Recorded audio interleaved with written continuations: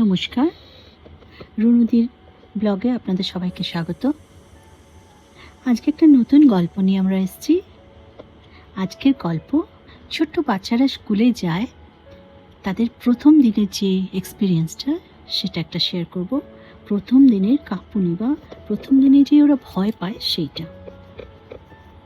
ছোট্ট রুদ্র আজ জীবনে প্রথম স্কুলের দিন। ব্যাগে নতুন খাতা, গলায় আই কার্ড, মুখে একটু ভয় আর মায়ের হাত শক্ত করে ধরা আঙুল। ক্লাসরুমে ঢুকতেই মিস হেসে বললেন, চলো রুদ্র, এখানে বসো। সে মায়ের দিকে তাকালো, চোখে জল, কিন্তু মিসের হাসিটা ছিল এমন যেন নিজের বাড়ির মতো।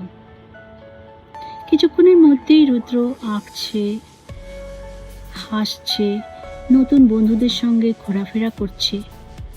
ঘন্টা বাজার সঙ্গে সঙ্গে দরজা মায়ের মুখের দিকে চিৎকার করে উঠল, মা, আজ স্কুলে খুব ভালো কেটেছে, আবার কালকে আসবো।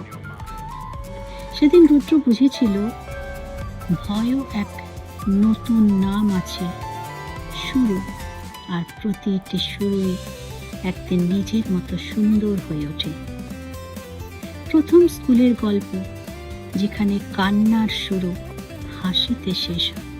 আমাদের প্রত্যেকেরই ছোটবেলা কেটেছে স্কুলে, প্রত্যেকেরই মনে আছে ছোটবেলা প্রথম দিন।